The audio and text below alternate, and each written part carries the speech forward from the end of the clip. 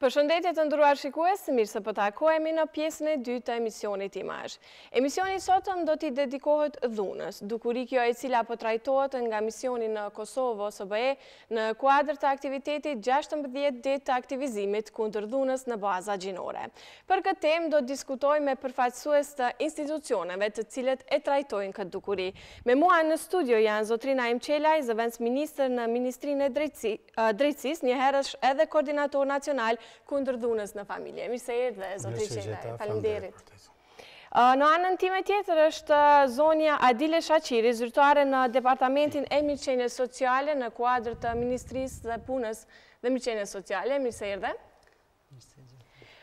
Kemi Tahire Haxholli, shefe në sektorin kundër dhunës në familje në Policinë e Kosovës. Mirë se erdhe. Mirë se erdhe.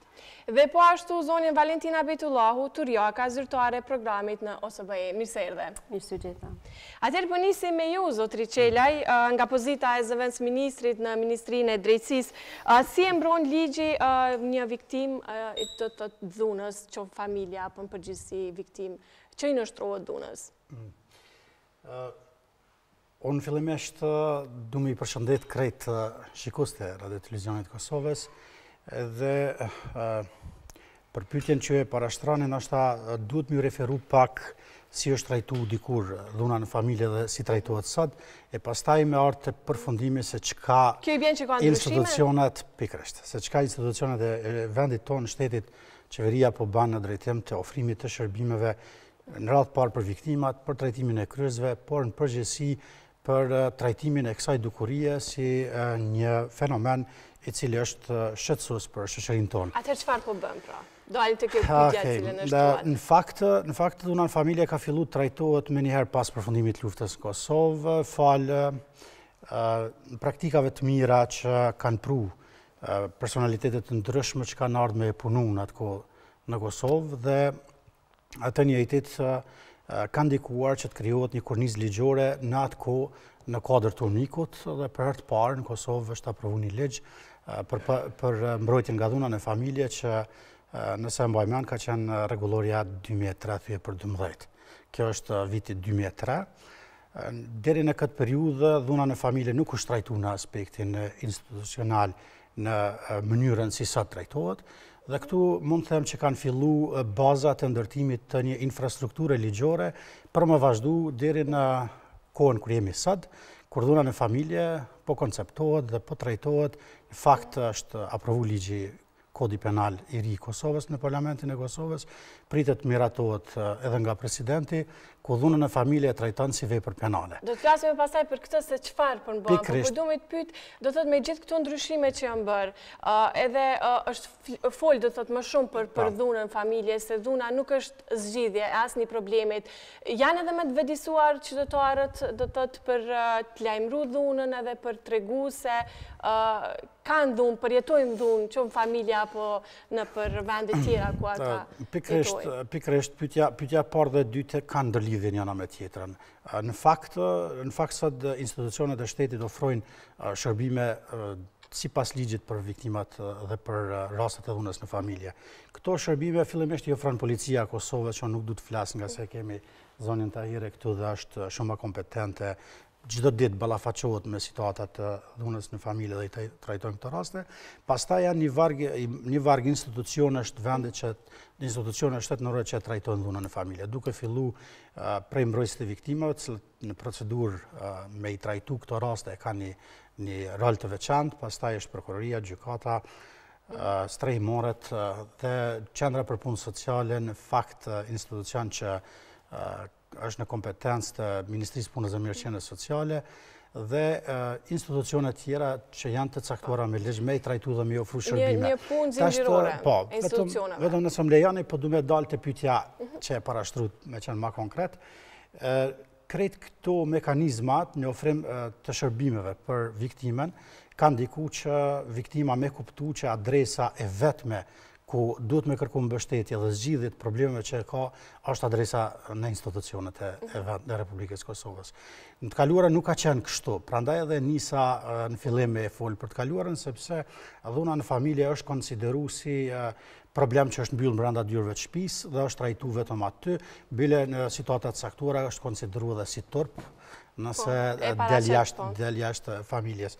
Prandaj, krejt këtu kanë ndiku falet dhe fushatave vetëdijsuese që janë majtë tash të 2 dekada nga shoqëria civile, nga agjencitë e ndryshme që veprojnë në Kosovë, me kriju edhe një vetëdije dhe me ndru bot kuptimin tek njerëzit dhe në përgjithësi të shoqëria jonë, dhe jemi në një moment ku vërtet shoqëria ka arë në atë pikë ku më dhunën e familje nuk e doran, thjesht nuk e toleran, e akceptan si diçka shumë të shëmtuar dhe që duhet luftuar.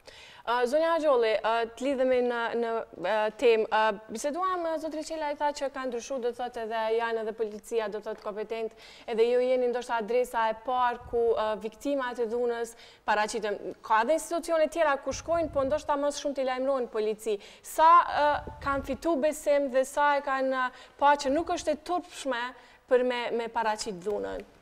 Po, faleminderit Aida. Edhe policia me aprovimin e rregullores atëherë dhunës familje, për mbrojtje kundër dhunës familje, që ka qenë një rregullore që ka rregullu që dhuna në familje duhet të trajtohet në mënyrë institucionale, me njëherë ka marrë me seriozitetin më të lartë, ku ka formu struktura të veçanta, në mënyrë hierarkike, niveli qendror rajonal dhe stacioni.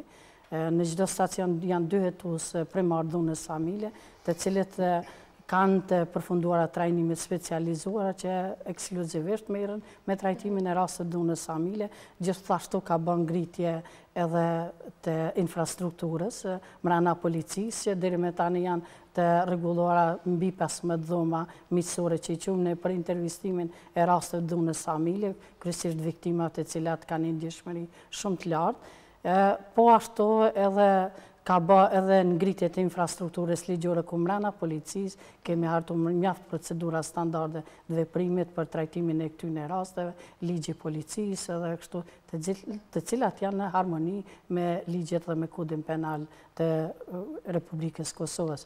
Dhe në këtë aspekt, policia e Kosovës e ka ngritë me prioritet të lartë trajtimin e rasteve dhunës në familje dhe i kushton një rëndësi edhe mbrojtjes të viktimes, edhe këshillimit viktimes, edhe referimin në institucione që ofrojnë shërbime për viktimat, edhe gjithashtu ka bë aktivitete mjaft në ngritjen e vetëdijsimit për rastet e dhunës familje. Në këtë unë po thamë me përgjegjësi të plot se rastet nga vitin e vet kanë filluar të raportohen. Kur thëmë të raportohen se rastet kanë ndodhur. Kjo i bie që kanë filluar do të kenë besim në institucionet tona, policinë e Kosovës. Për shkak se ka infrastrukturë, ka kapacitete që ta trajtojnë këtë problematikë dhe kështu kanë fitu besimin edhe të policia edhe të institucionet tjera dhe kështu që është ngritja e raportimit ty në rasteve me numër shumë më të lartë nga vitin e vet, për shkak se unë them këtë kur e thash me përgjegjësi se çdo rast i cili raportohet në polici, kur merret deklarata e viktimës, ajo ka me deklaru se rasti ka ndodhur shumë më herët. Kjo do me thonë se nuk ka ndodhur këtë vet, që në raportu, po ka ndodhur më herët, ndërsa është ngrit vetëdijsimi dhe është ngrit besimi të institucionet, janë njoftuar me ligjet, janë njoftuar me institucionet, edhe e kanë raportojnë rastet e dhunës. Zonja Gjolli, po duhet të pyet, janë vetë viktimat ato që e paraqesin do të thotë rastin apo ka edhe pjesëtar tjerë që insistojnë për tregu se në qatë familje ka dhunë? Edhe kjo është ngritje edhe vetëdia dhe të qytetarët. Edhe qytetarët i lajmërojnë rastet. Ka bashkëpunim mjaft ngritën. I lajmërojnë edhe mediat, marrëm edhe nga rrjetet sociale, nga info që ka policia. Po rastet më të shpeshta janë që vetë viktimat e lajmërojnë rastin e dhunës familje, nëse i kanë ndodhur ose më herët, ose atë ditë, ose ato janë të cilat, po edhe anëtarët e familjes. Është një ngritje vetëdijsimit të gjithë e kanë kuptuar se është një barë e peshës që nëse e lajmërojnë një rast, e shpëtojnë një jetë, edhe kështu që i lajmërojnë edhe rastet. Është një bashkëpunim i mirë, është për të përshëndetur. Zonja Shaqiri, ju jeni drejt për drejt më pastaj të lidhur me trajtimin e këtyre rasteve. Cili është bashkëpunimi më pastaj me policinë e Kosovës? Faleminderit shumë për pyetjen. Në fakt, nga niveli cilin unë e përfaqësoj në këtë rast Ministrinë e Punës Mirëqenies Sociale, Përfaqësoj institucion i cili është i mandatuar të punoj në hartimin edhe monitorimin e politikave sociale për mbrojtjen e kësaj kategorie në nevojë. Duke u bazuar në atë se çfarë thanë parafolësit në këtë emision, fatmirësisht dukuria e dhunës në familje nuk është temë tabu, nuk është temë që zgjidhet brenda mureve të shtëpisë, nuk është çështje, nuk është problem që i përket vetëm familjes. Në momentin që ndodh incidenti i dhunës në familje, është problem që i përket akterëve kyç në sistemin tonë referues nacional, që do ta trajtojnë incidentin, do ta trajtojnë fillimisht viktimën, fëmijët apo të rriturit brenda familjes, dhe do ta trajtojnë normalisht edhe kryersin me gjithë veprimin për cilin edhe shquhet brenda kësaj çështje. Sa i përket bashkëpunimit, në fakt të trajtosh dukurinë e dhunës familje me gjitha elementet për cilës së saj, që normalisht brenda dukurisë kemi fatkeqësisht viktimën në këtë rast, që fatkeqësisht është prap gruaja dhe fëmijët, edhe mosha e tretë si viktima brenda incidentit dhunës, nuk është çështje që mund ta trajtojë vetëm një institucion, nuk është çështje që mund ta trajtojë vetëm një profesionist. Absolutisht ne punojmë në një sistem të mirëfillt referimi, bazuar në legjislacionin vendor, bazuar në konventa ndërkombëtare, bazuar në konventën e Stambollit, bazuar në konventat për mbrojtjen e drejtave të grave, për mbrojtjen e të drejtave të fëmijëve e kështu me radhë. Po ne kemi punu jashtëzakonisht shumë në ngritjen e një sistemi tonë në nivel nacional, ku këtë sisteme përbëjnë Policia e Kosovës, profesionistë të mirëfillt që reagojnë në momentet e para pas identifikimit, janë shërbimet sociale profesionale që vinë nga qendrat për punë sociale, janë mbrojtësit e viktimave, një strukturë tjetër profesionale që merret me të drejtat ligjore të viktimave, janë organizatat jo qeveritare, partnere që në kuadër tyre kanë strehimorët edhe ofrojnë shërbimet adekuate për strehim, rehabilitim dhe trajtim emergjent, po edhe në një aspekt më afatgjatë janë shërbime shëndetësore, sepse nga incidentet e dhunës në familje ne kemi viktima që pësojnë lëndime të ndryshme, qoftë në aspektin fizik, psikologjik, psikiatrik e kështu me radhë. Kemi partnerët tanë, mas andaj brenda sistemi që janë institucionet arsimore dhe subjektet të tjera të shumta brenda këtij sistemi. I gjithë ky sistem është i rregulluar, bazuar në legjislacionin vendor dhe bazuar në procedura standarde të veprimit për mbrojtjen e viktimave të dhunës në familje në Kosovë. Zonja Valentina, nga këndi i OSBE-s, si trajtohen rastet e dhunës nga institucionet e Kosovës? OSBE-ja, do më thonë, nuk ofron direkt shërbime viktimave të dhunës në familje, mirë po bën monitorimin e legjislacionit dhe politik bërjes me qëllim që, sepse është mandat parësor i OSBE-s, me qëllim që të monitoroj çështjet, të raportoj dhe të jetë këshilldhënës tek institucionet dhe shoqëria civile. Nga ajo që sa është monitoruar gjërmatani, mendoj se Kosova ka një legjislacion dhe një politikë bërje të duhur për t'i drejtuar dhe referuar rastet e dhunës në familje. Po si e kemi në praktik, sepse gjitha ligjet i kemi të shumë të mira, po në praktik qalojmë gjithmonë. Në praktik normalisht ka qalime, sepse për shembull në Kosovë mungon një program i shndrueshëm për të reintegruar viktimat e dhunës në familje. Prandaj unë mendoj pikërisht kjo është një sfidë më vetë, një pengesë e cila edhe i pengon viktimat të raportojnë rastet e dhunës në familje. Dhe në rastet kur edhe i është njëra ndër pengesa, sepse ka shumë, edhe kur i raportojnë, ato kthehen në familje tek ata të cilët kanë ushtruar dhunë në familje, me qenë se nuk kanë alternativa tjera për të jetuar. Si sfidë tjetër, unë mendoj që kjo është shumë e rrezikshme më pastaj. Po, është domethënë reintegrimi është një çështje më vetë. Pastaj janë edhe dënimet e ulta që ju jipen kryesve të dhunës në familje. Shumë herë ata mbesin të lirë në rrugë dhe drejtësia nuk vjet në vend. Pastaj, tjetër është që shumë herë dhe viktimat e tërheqin, do më thënë, raportimin apo ndryshojnë deklaratën, do më thënë pse, ndodhë për shumë arsye, dhe si sfidë tjetër është që, për shembull, qendrat për punë sociale, të cilat janë decentralizuar në nivelin lokal, kanë shumë mungesë të logjistikës, kanë mungesë të automjeteve, kanë mungesë të, për shembull, celularëve, apo edhe i mbulojnë kategori të ndryshme sociale, prandaj edhe çdo herë kur mbulohet një spektër i gjerë i fushave, atë mungon ndonjëherë edhe informacioni i duhur. Ka edhe shumë sfida të tjera. Mendoj që edhe duhen të kemi gjyqtar dhe prokuror, po duhen të trajnohen më specifikisht për këto çështje të dhunës në familje, më të veçanta, me qëllim që të adresohen me prioritet dhe mënyrë sa më profesionale të gjitha rastet e dhunës në familje. Zonja Haxholli, përmendi edhe Valentina, do të thotë që janë dënime tulta, ka pas raste kur policia i ka mbajt 24 orë, do të thotë ata dhunuesit në arrest, apo edhe një muaj, apo edhe më shumë, dhe më pastaj ata janë liruar. Si e vlerësoni, si e komentoni një gjë të tillë?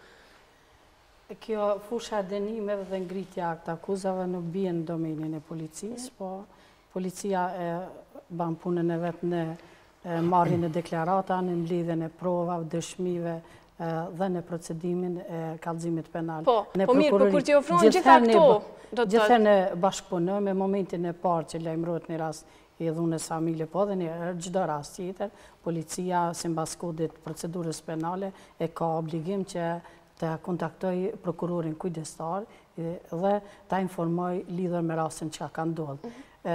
Atëherë prokurori autorizon se a duhet të ndalet në mbajtje dhe siç e kuptojmë edhe shumë herë qytetarët thonë policia po i lëshon, nuk i dënon, policia ka 48 orë, deri në 48 orë që mundet me ndalë në qendër mbajtjes dhe pastaj janë ato procedura tjera të prokurorit edhe të gjyqtarit. Po edhe Valentina përmeni edhe është një dukuri e cila viktimat në shumë të në rasteve, të raste të dhunës në familje, se janë raste të cilat ndodhen mbrana shtëpisë. E vetmja nga njëherë dëshmitare dhe pësa është viktim, është edhe dëshmitar, në këtë rast është viktima. Janë fëmijët e cilën ndoshta janë të moshës shumë të vogël, edhe pse si dëshmitar mund të marrin pyetje edhe fëmijët, po gjithë në prezencën e punëtorit social, po nëse janë edhe anëtarë të tjerë të familjes, ata nuk janë kurrë në krahun e viktimës, po janë në krahun e krysit. Kështu që edhe ajo viktime e cila ka lajmëruar rastin, ka deklaruar për rastin që ka ndodhur, po obligimi i policisë është nëse intervenon në rast, edhe kur jenë viktima, dhe intervenon në rastin që ka qenë progres, viktimin e dërgon me njëherë të qendra e parë mjekësore ose në QKUK, në mënyrë që t'i ofrohet edhe ndihma mjekësore, po ashtu të kemë raportin për lëndimet e marra që kanë bërë viktimes. Po ashtu një proces tjetër që bën policia e fotografon gjithë gjinia njëjtë fotograf, në mënyrë që me marrë edhe këtu si prova edhe lëndimet fizike që ka përjetu viktima. Dhe këto të gjitha i bashkangjiten dhe i dërgohen prokurorit. Po çka bëhet? Ajo viktime edhe sot, po nesër me një lajmërohet në polici edhe thot lutem pak viktima e kem të cilat luftojnë për drejtat të tyre. Ma shumë e kem viktima të cilat tërhiqen nga të drejtat të tyre ose nga akuzuesi për të akuzuar kryesin e dhunës. Edhe po policia asnjëherë nuk ka të drejtë dhe nuk vepron këtë, sa është kundërshtim me procedurat që i kem, që ta tërheq deklaratën e viktimës, po vazhdon me procedurat e veta, ma ato fakte dëshmi që i kam lidh dhe procedon rastin prokurori. E njëjta viktim prapë shkon në prokurori dhe i lut prokurorin që ta tërheq akt akuzën, ta liron kryesin e dhunës. Do thotë nuk i shkojnë në procesit tyre që është lajmëruar deri në fund. Qendër për punë sociale kërkon që të bashkohet me ta gjithashtu edhe në gjykatë. Po pse ndodh kjo? Njëra prej tyre është për shkak varfshmërisë ekonomike që ka viktima. Arsyeja tjetër është për shkak se thotë mos rriten fëmia pa babë. Arsye tjetër është ose shkak pse e tërheq deklaratë dhe dënë të kthehet, është edhe ajo se akoma mendon viktima që do të sanohen problemet, edhe thot ka shumë prej tyre e du, edhe pse ka ndodhur kjo, mendon që prapë don edhe do të përmirësojnë raportet edhe do ta vazhdojnë jetën. Po çka kemi të bëjmë këto? Na prapë kemi raste që recidive që kanë kaluar për procedura, ka filluar një fazë, siç e quajmë një faza e mjaltit, po prapë ka filluar cikli i dhunës dhe prapë e lajmëron polici, po çka është e keqja kësaj se ajo vazhdon dhe kërkon që të kthehet në ambientin e dhunës, kjo ndikon shumë negativisht te fëmijët. Po ashtu dhe të antarët e tjerë familje. Se këta fëmijë i kemë model nesër pas nesër që të ushtrojnë dhunë, si janë rritë edhe s'dim në rryshe qështë sillen. E ka mësue sillen që duhet të jetë ushtruesi dhunës. Kjo është më e keqja, për fëmijët më pastaj. Norma sociale, unë mendoj që koordinatori më duket që mendoj që Po, Valentina më pastaj zotëri Qelaj. Mendoj që norma sociale dhe stereotipe gjinore si dhe mënyra se si sa promovohet barazia gjinore në Kosovë, domethënë duke filluar nga familja, pastaj shkolla, shoqëria, mediat, institucionet, pra është një zinxhir i institucioneve, të cilët i edukojnë fatkeqësisht meshkujt domethënë jo në mënyrë të direkte të jenë të dhunshëm, po duke ju dhënë më shumë të drejta, të thjeshtë jenë më të dhunshëm. Dua t'i ndaj me ju disa statistika nga një studim të cilën kemi bërë në SOSB. Që perceptimi i mashkujve ndaj dhunës. Perceptimi i meshkujve ndaj dhunës, ku ka dalë që 41.4% të meshkujve mendojnë se gratë meritojnë të rihen. Pasta 28.1% kanë thënë që duhet të tolerohet dhuna. 1 në të 10 meshkuj kanë thënë që gratë e meritojnë ta kenë, ju kanë dhënë ndonjë shuplak grave apo partnerëve të tyre, dhe disa dhe shumë nga meshkujt kanë menduar dhe mendojnë që për domethënë raste ku ka ndodhur dhuna seksuale që gratë kanë merituar të përjetojnë dhunë seksuale. Do thotë gjitha këto anketa janë bërë në rajon të Kosovës apo ka pas tërë Kosovë? Dhe prandaj këto janë disa indikatorë matës, të cilët tregojnë, është një pjesë e segmentit e cila tregon që se si ekziston domethënë mentaliteti, kuptimet e gjinisë mashkullore në Kosovë, po fatkeqësisht edhe nga gratë, sepse dhuna konsiderohet të jetë pjesë e përditshmërisë, sidomos kur flasim për dhunën psikologjike, pastaj dhunën ekonomike, dhe gruaja konsiderohet në shumë të rasteve si pronë, kur edhe brenda familjes mund të ketë edhe dhunë seksuale. Zotëri Qelaj, dashët me plotësu më herët para se të kaloj te pyetja tjetër. Po, në fakt po du me qenë më i qartë për publikun edhe për juve. Dhuna në familje është shumë komplekse. Sheni edhe vetë përbërnjen e panelit të tregon se cilësohet si shkelje drejtave të njerëzit, konsiderohet edhe si vepër penale, konsiderohet edhe si problem social, edhe si problem shoqëror, edhe si problem politik, për arsye se edhe politika ka mandatin e vetë me i ofru siguri gjithë qytetarëve pa dallim gjenie, sidomos mbrojtje dhe siguri për jetën e tyre. Edhe tashtë kur flasim për dënimet, se ju reaguat dhe thatë që dënimet jo shpesher janë në nivelin që duhet, ose në ashpërsin që kërkohet në këto raste, në fakt kjo ka dalë edhe për raporteve që kanë bë organizatat e ndryshme, po edhe në raportin për vendin. Raporti i fundit i progresit për vendin ka thënë që duhet ashpërsohet sanksioni penal dhe masat ndëshkuese për kryes të Pse për momentin janë kaq dënime tulta? Unë me shpjegu. Zotëri Qelaj, sepse çdo herë po ballafaqohemi me raste të reja të dhunës. Pikërisht. Po unë po ndohem me sqaru. Nuk është vetëm sanksioni penal ose ndëshkimi mjet për me parandalu dhe për me zoglu rastet e dhunës familje. Janë edhe mekanizma tjerë, tu fillu prej botkuptimeve që i tha zonja. Për arsye se ne kemi dalë për një shoqërie patriarkale ku duhet ta pranojmë burri ka qenë vendimarrës për gjithçka dhe ka vendosur për jetën e krejt anëtarëve të familjes. Dhe mos harroni se është vështirë me ndru mentalitetin, sidomos nëse këtë mentalitet ti provon me ndru me norma ligjore. Mentaliteti duhet më ndru me mjetet tjera që nuk janë vetëm ligjore, po që janë më shumë të aspektit kulturor, arsimor, të edukimit përgjithshëm. Në fakt, patjetër. Në fakt me një takim me zotin Demaku, një publicistin një orion, a i më tha që dhuna në familje duhet me Daud Demakun. Dhuna në familje duhet të filloj mu trajtu dhe mu vedisu që është në foshnjore. Mu vedisu një fmit që është në foshnjore që nuk banë me ushtru dhunë, se fundit dhuna nuk sjell as gjatë mirë, as për kryesjen, e mësë flasën për viktimen. Po e përmendi zonja Agjollë që janë fmit ata me pastaj që po rritën atë frymën e dhunës aty. E cila, të tham drejtën, është në fokus dhe është në qendër të vëmendjes së shtetit kur reagon këto raste. Ose dikur është ushtruar dhunë për brenda shkollës nga arsimtarët.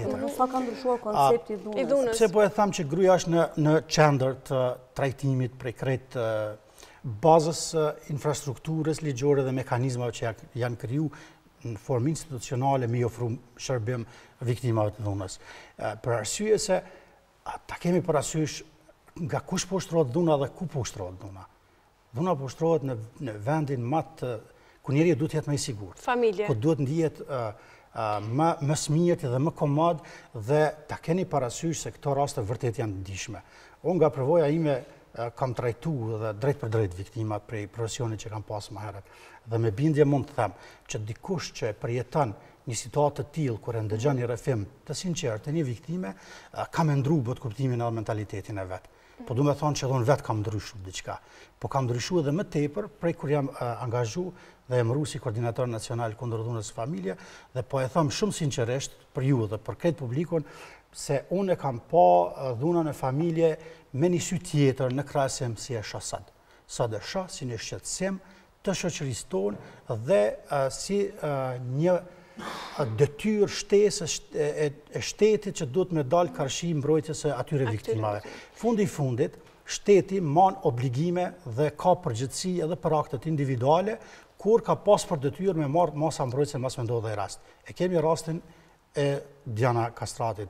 Nëse zgaboj, është ta gjykimi gjykatës kushtetuese të Republikës Kosovës, kur e ka përcaktuar pikërisht këta. Prandaj, unë edhe pse më herët nuk kam qenë pjesë institucioneve të Kosovës, në momentin kur jam fut brenda, kam vrejt një mobilizim të tërë të institucioneve, sidomos të zyrtarëve që përbën grupin ndërministror për zbatimin e strategjisë kombëtare kundër dhunës familje. Nuk po du me zgjat me tepru shumë me diskutim. Po se duhet dalë me disa pika tjera. Megjithatë, po du me shpjegoj edhe një gjë. Mediat, shoqëria në përgjithësi, edhe ne që jemi klasë politike, por edhe si shoqëri civile apo si institucione, duhet me ja bë qartë qytetarëve tanë. Shteti ofron mbrojtje dhe ofron garanci për viktimen. E dim që pozita e saj nuk është as pak e mirë në momentin kur paraqitet në institucion të policisë, e dim që nuk është as pak e mirë kur strehohet në strehimore, sepse nuk është në gjirin e vetë familjar, e dim që nuk kemi bërë sa duhet dhe mjaftueshëm për integrim dhe fuqizim ekonomik të tyre, por megjithatë mesazhin që ne duhet t'ia japim qytetarëve tanë është mos e durani dhunën. Mos e durani sepse jo vetëm që nuk është zgjidhje, po pastaj kemi raste ku ne reagojmë mas një situatë që ndodh diçka shumë e rëndë. Në fakt, Valentina tha mos e ushtroni. Ajo as që nuk diskutohet për mu, është jo për mu, po për ne si institucion, si shtet, është e patolerueshme ushtrimi i dhunës nga kushdo qoftë ai. Po, zonja Shaqiri, përmendëm strehimin dhe pasi që këto viktima përjetojnë dhunën familjen e tyre, ato kërkojnë një streh përqendru. Janë dikun 7 strehimore në gjithë Kosovën, sa ka kushte edhe sa ka kapacitet për me i pranu gjitha viktimat e dhunës. Në anën tjetër, ndalim edhe tek financimi, sa do të thotë përqen financohet strehimore janë përgjithësi, apo financohet viktima?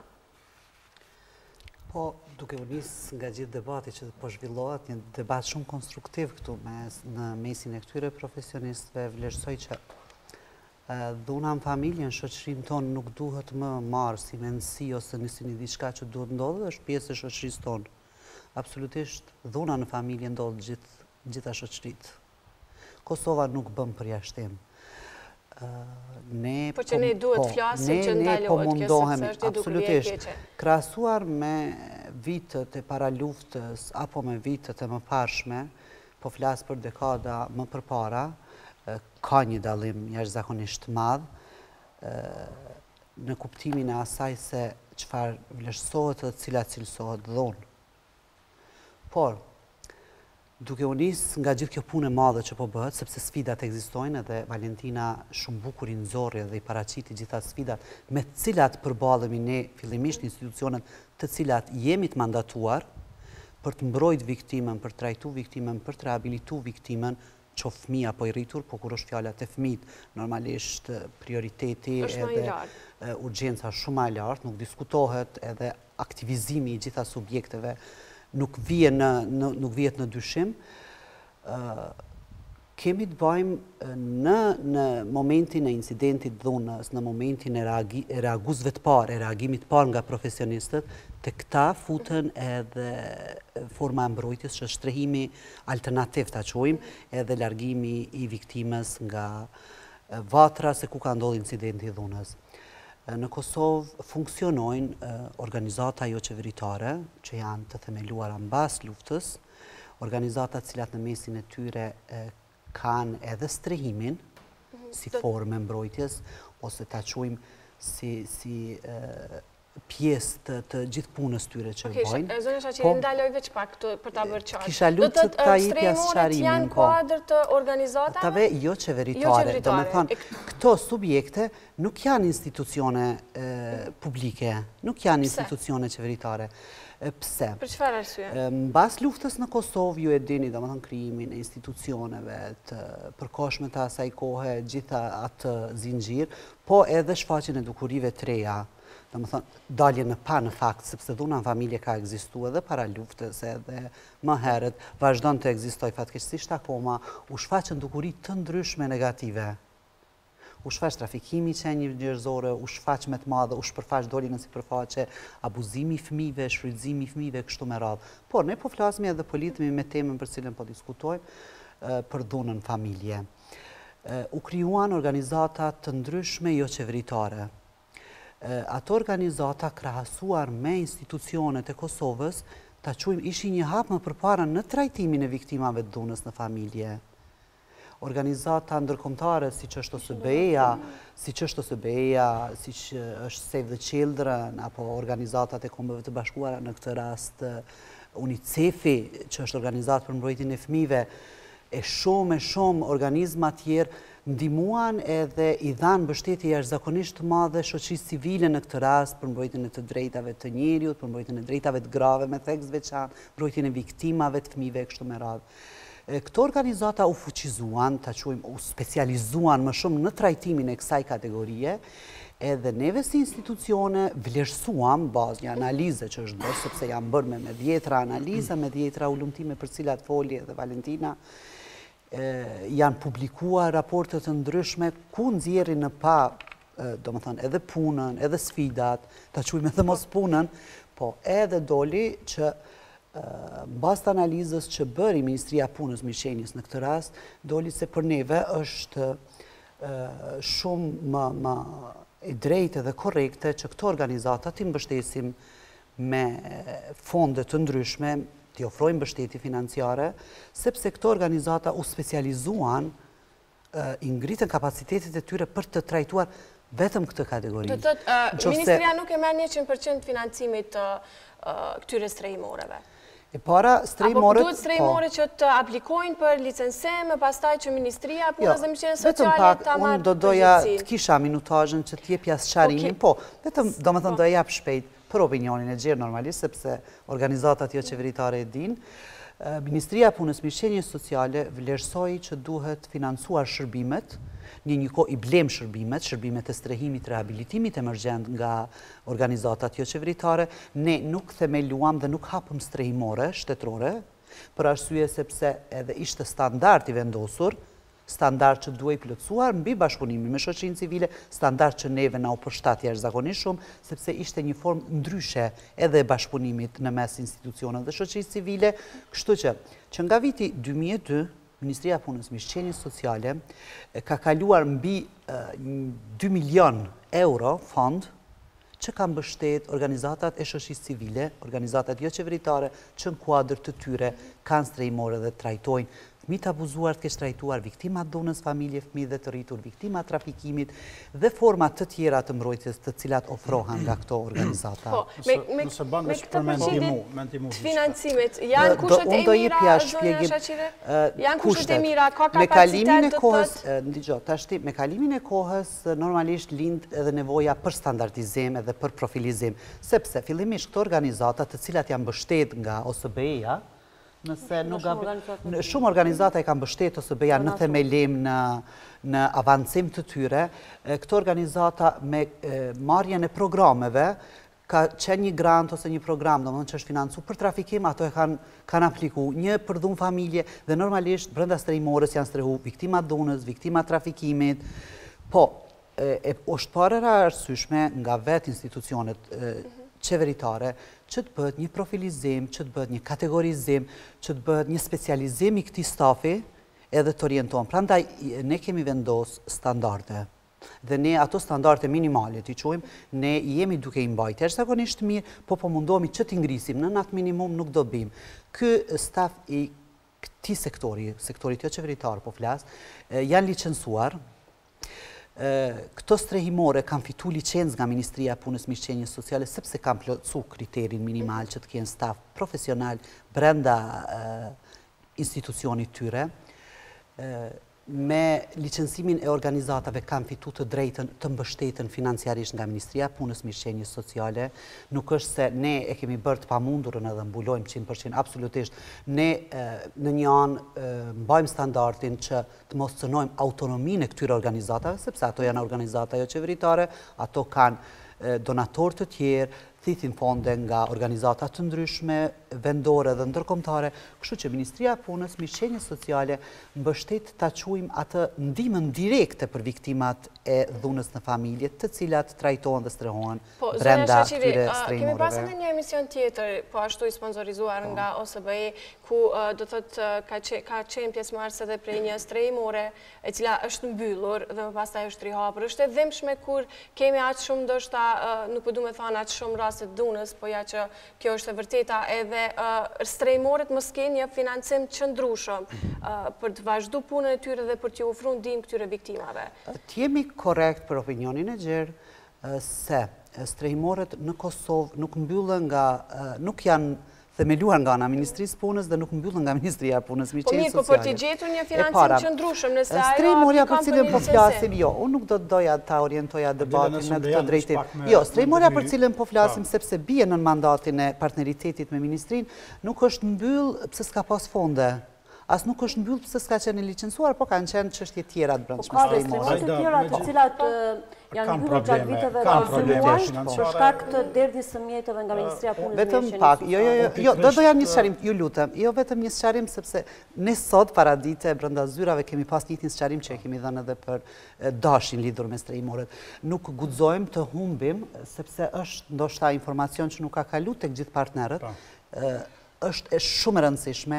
Vitin e kaluar për shkak të vonesave në shpallje të thirrjes publike, sepse ne shkojmë me shpallje publike, me thirrje publike, me ftesë publike, kuftohen gjitha organizatat, jo vetëm dhunës, sepse ne mbulojmë shumë kategori në nevojë për shërbime sociale dhe familjare, për arsye që të mos mbyllen strehimorët që ofrojnë shërbime 24 orëshe për kategoritë në nevojë e në këtë rast edhe për viktimat e dhunës në familje, kryeministri i Kosovës me një vendim të veçantë ka mbështetur strehimorët.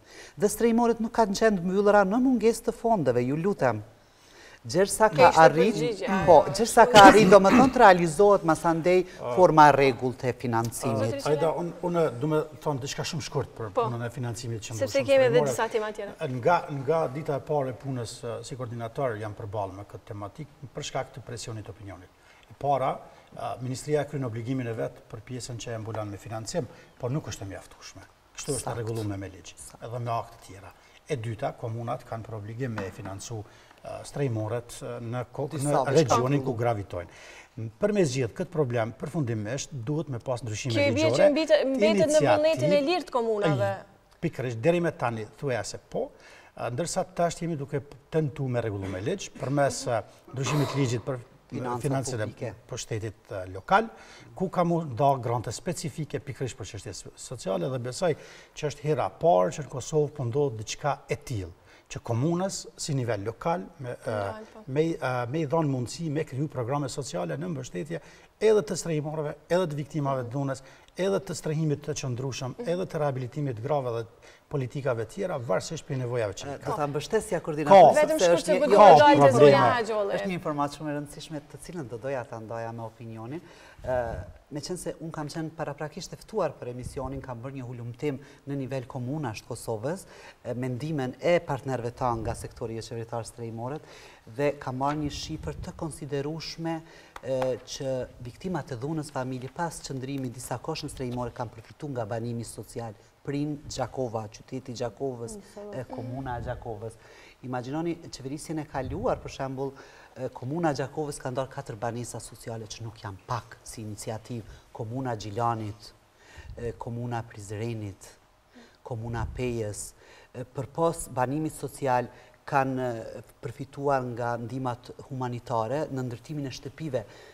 Ish viktime dhunës familje, i pamundur kthimin në shtëpinë, domethënë në familjen e vet biologjike apo tre edhe normalisht janë jo të qëndrueshme, çdo herë ka të bëjë nga vullneti politik dhe nga komuna. Po flas për një program, domethënë shumë minimal, po një diçka që është e re për Kosovën, edhe për vendet e rajonit. Imagjinoni tash një viktime dhunës të përfitoj banim social, t'i ofrohet një punë, nuk është pak. Unë e di që është shumë i vogël, jashtëzakonisht i vogël numri, dikun 20 viktima të dhunës familje që kanë përfituar me fëmijët e tyre, por kur ta mendosh që para disa viteve nuk është pranuar, domethënë që një viktime dhunës të vazhdoj jetën e vet në mënyrë kaq të pavarur, unë vlerësoj që është një diçka për t'u çmuar. Sepse na shkoj minutazha shumë shpejt, më duket është një temë pak më e gjerë. Zonja Haxholli, po du me u ndal edhe në shumë raste, për shembull gjatë intervistimit të viktimave, do të thotë janë paragjikuar nga policia. Ka trajnime të veçanta se si duhet, do të thotë, edhe policia të ketë qasje ndaj rasteve të tilla. Po sigurisht kur e përmenda se ka ngritje të kapacitetit, kjo është një ndër trajnimet. Fillimisht trajnimi bazik që i bëhet për çdo kadet që hyn polici, aty ligjërohen dhe shtjellohen të gjitha temat, edhe kjo sjellja me qytetar, sjellja me viktimë. Pastaj kur del policë, pastaj hetuesi i cili është i thirrur për të trajtuar rastet e dhunës familje, rastet kur kemi viktima dhe raste tjera, marrin trajnime edhe të specializuara. Përthuajse gjatë gjithë vitit kemi trajnime të vazhdueshme edhe brenda stacionit, edhe jashtë stacionit, edhe në Akademinë e Sigurisë Publike, duke filluar nga intervistimi, trajtimi i rastit, mbledhja prova forenzika, krimteknika që është, edhe sjellja me viktimat e dhunës familje. Kemi edhe kodin e etikës, ne kemi thashë edhe procedurën standard se si cilët. Si mund të fitoj? Se cili e din përgjegjësinë e vetë, nëse ka bën një shkelje ose një mospërfillje të procedura standarde, e din që është përgjegjësi e tina. Mundet me qenë ndonjë rast individual, po gjithë një rast po përmenet, është zhdukje para gjykimi. Po ndonjëherë mjafton një dukuri e keqe që më pasaj na lën një shihet keqe për të vazhduar me Shumë është një ndër institucionet më të besueshme dhe viktima vetëm i pyet se na jemi prit partë që intervenojmë në rast, jemi edhe të fundit ku jemi edhe në ekzekutimin e urdhërmbrojtjes, pashtu jemi edhe në referimin e rastit. Si me fitu një urdhërmbrojtje? Urdhërmbrojtës, sipas ligjit për mbrojtje kundër dhunës në familje, momentin e parë që në rast një viktim vjen, policia hetues duhet më sqaruar se ka të drejtë në kërkesën për urdhërmbrojtës. Policia nuk e bën kërkesën, e bën mbrojtësit e viktimave kur është mi qendra për punë sociale, po ashtu ndonjë organizatë qeveritare që bën shërbime juridike, mund të dhënëtari familjes i cili ka një uri juridike, ta bëj kërkesën për urdhërmbrojtje. Po kryesisht referohen nga policia në të mbrojtësit e viktimave. E fitojnë gjitha këto urdhërmbrojtje? Të gjitha e fitojnë. Nuk ka rastën i vetëm, ndoshta në rast mundet me qenë të cila i refuzohet. Tash du me bë rrugtimin se çka bën. Policia referent bëhet kërkesa për urdhër mbrojtës, edhe janë 3 urdhra mbrojtës. Janë shpejta? Emergjent, që shqiptohet kur është rasti me rrezikshmëri të lartë, më në 24 orë shqipton gjykata themelore, edhe është urdhri emergjent i përkohshëm shqipton policia, edhe është urdhri mbrojtës i cili rrezikshmëria ka kalu, shqiptohet më në 15 ditë shqipton gjykata. Të gjitha këta urdhra mbrojtëse ekzekutimin e tyre po ndonjëherë këto raste munden me na çuditë, edhe pse ka kalu 15 ditë nuk do të thotë që janë sigurta ndoshta viktimat e dhunës. Po viktimat zakonisht e përcjell rastin e tuajësia. Jemi në kontakt çdo herë me viktimin. Ne përcjellim rastet e ofrojmë siguri edhe kur të ka seanca në prokurori, seanca në gjykat, seanca të takimit me fëmijë dhe në qendër për punë sociale, edhe si që thashtë në qendra mjekësore, pashtë edhe të shërbimet juridike. Ne jemi ata që e referojmë të shërbimet, po gjithashtu i njoftojmë edhe shërbimet institucionet që është një viktim edhe ju duen të ofroni shërbimet e cilat i përkasin. Sepse jemi krejt në fond, po du me ndalë me preke dhe pikën kryesore që përmendi pak më herët zotri Qelaj, po nuk ndalëm me konkretisht është reintegrime. Sepse dhuna do të të nashkakton shenja në trup, por ajo që është më e vështira për ne është do të të probleme në aspektin më pastaj psikologjik. Qëfar do të bëjmë ne si shoqëri edhe si institucione që më pastaj të reintegrojmë do të të viktimat e dhunës shoqëri dhe për të vazhdu një jetë si më përpara. Edhe pse është ndoshta vështirë e harueshme, por duhet të reintegrohen sërish në shoqëri. Nisim me Valentinën, me qenë se është nisër si projekti. Me që të mund të them ne si usube që ka kemi bërë, në viteve të fundit kemi punuar shumë me arsimtar dhe me psikolog dhe pedagog të shkollave, pasi që ata luajnë një rol shumë të rëndësishëm në trajtimin e rasteve përgjithsisht në shkollat, rasteve të dhunës, dhe duke i trajnuar ata mbi dhunën në baza gjinore dhe si ti trajtojnë dhe ku ti referojnë rastet. Ndërsa në një hulumtim të cilën kemi bërë me strejmorët të Kosovës, kemi pa që jo të gjitha strejmorët bashkëpunojnë me zyret për punësim dhe për ofrimin e trajnimeve të veçanta speciale që ndodhen në komuna. Prandaj këto janë, mund të them ne si uspeq, që janë 3 segmentet të cilat ne kemi punuar për të mundësuar reintegrimin e viktimave në shoqëri. Zotri Qelaj, shkur, qëfar në mbetet sfiduse për institucionin e juaj, sepse jemi krejt minutat e fundit dhe ma bëjmë dje nga regjia. është pjesa ma sfiduse, është pjesa ma vështirë me pas sukses.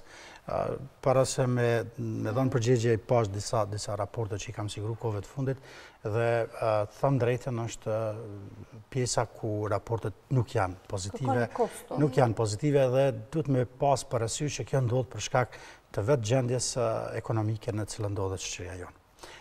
Shteti ka intervenu me strategji dhe me politika, ato që e thani parafolë se para meje që ligjet janë të mira, po shpesh herë ndoshta dhe nuk po gjenë zbatimin adekuat dur. Ne kemi miratu, në fakt, Qeveria Republikës Kosovës në fund viti 2016 një strategji kombëtare kundër dhunës në familje, ku shtylla 4 e saj ka të bëjë pikërisht me reintegrimin. Përcakton sakt se çka duhet të ndërmerr shteti dhe krejt institucionet në zbatim të asaj strategjie. Megjithatë, ka kosto të lartë, ka ngecje në zbatim, ka mos koordinim të mjaftueshëm institucional të marrë parasysh kompleksitetin që e ka.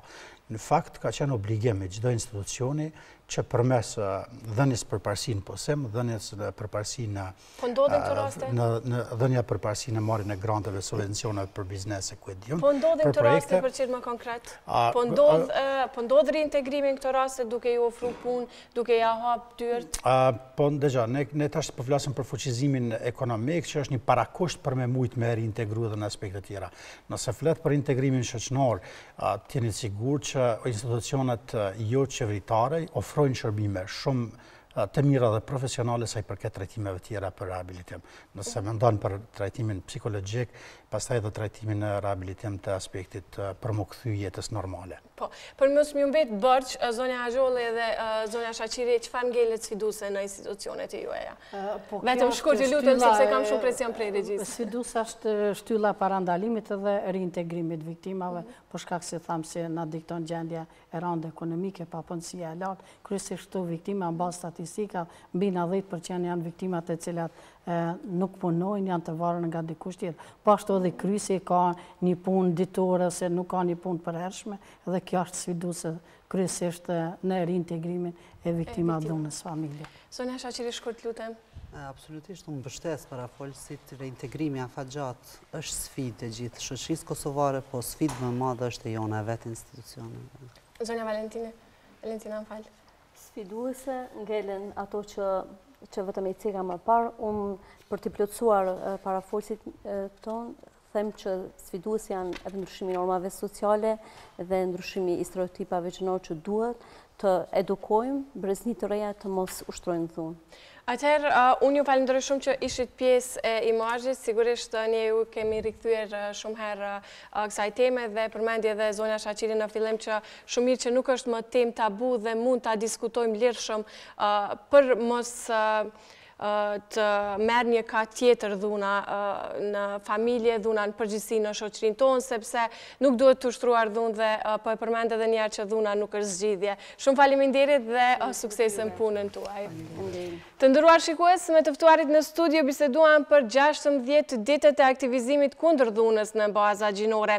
Ne këto po e përfundojmë emisionin për sot. Ju falenderoj për vëmendjen tuaj, bashkë mirupafshim. Thank